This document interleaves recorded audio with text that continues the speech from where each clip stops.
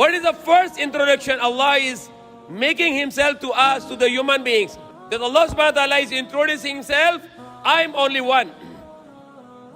There is no other introduction ever Allah made to the humankind except this first attribute of Allah subhanahu wa ta'ala, that Allah is only one. What the Prophet Adam give the message? Allah is only one, God is only one. What the Prophet Noah tell to his people? La ilaha illallah, Allah is only one. There is no God except only one God, Allah subhanahu wa ta'ala. Even if you go to the books of Allah, the books sent by Allah, the Torah, the Zabur, the Psalms, or the Injil, or they call it Gospel, or the last book, the Quran, the first commandment is always, the God is only one. What they said in the Bible, in the Old Testament, in the Torah, even though they corrupted the Bible, but the truth is still there. What is the first commandment? Thou shalt not have any God beside me, only one God. What is said in the Psalm, in the Zabur, that there is only one God, the first commandment. What the Prophet Jesus said in the Mark, when they asked him to Jesus Christ, what is the first commandment? And that Jesus Christ said, Shema o Israelo, Adonai Ilahino, Adonai Ahad. Ahad. The Prophet Jesus Christ said, Ahad means only one God, not three. And what Allah said in the Quran, the first introduction Allah made to Himself, to the humankind, to the whole mankind, Kul huwallahu ahad. Say He as Allah is only one. If you go to the Christian, you go to the Hindu, you go to the Buddhist, and they ask you, who is your God? Which God you believe? What is the first introduction we can give to a non-Muslim? That our God is only one. Allahu ahad.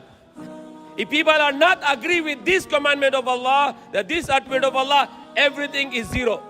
The first and foremost command of Allah, that God is only one. You ask a Christian, a Catholic, how many God do you believe?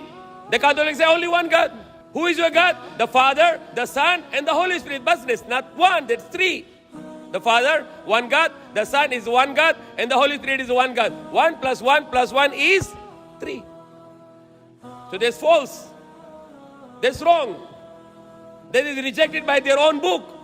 The Torah, the Old Testament, and the New Testament, God cannot be 3 or 2 or many, but only one God. And how you can solve this problem even if it is without any book? If atheist come to you, a person, he himself thinks he's very intelligent. He say, I'm a scientist. He's a doctor, engineer, and he doesn't believe in any religion. And now you want to prove him that God is only one, and there is a God. You don't need the Quran. You don't need any scripture. You don't need any book from God to prove him that there is God, and that God is only one. Even with the universe, even with the creation, you can prove him. So of course there is a God who controls it. And that God should be only one, cannot be two. Because if two gods, they will fight each other. So the universe will be destroyed. Even myself, when I was a student, I researched about Islam.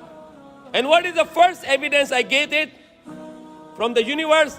That I should believe in a religion which teach to believe in only one God. Because the universe is witnessing that God is only one. Cannot be two. Because it's perfect. When you put the seed of the apple, apple comes out. The human being are born, human being also. Not monkey, they're born. If you put the seed of a potato, the potato comes out. So somebody is perfect, God who controls the universe. So when I research about Quran, I research about other religions. When I was a student, I found the Quran is the book of Allah. The most important topic in the Quran is oneness of Allah subhanahu wa ta'ala. Prophet Muhammad said that Surah Ikhlas is 1/3 of the Quran. The mean to say, the 1/3 of the Quran, oneness of Allah subhanahu wa ta'ala. That God is only one. At the age of 40, he studied the one message. La ilaha illallah, there is only one God. These 360 gods you keep in Kaaba, they are false gods. The only true God is Allah. That was his message for 13 years. Beyond that, he teach about the good character. Not to cheat people, not to tell a lie. Be kind and be honest and be generous. That's why the people in Makkah, they called him Sadiqul Amin. That is a truthful man. And he is the trustworthy. So we should be like that.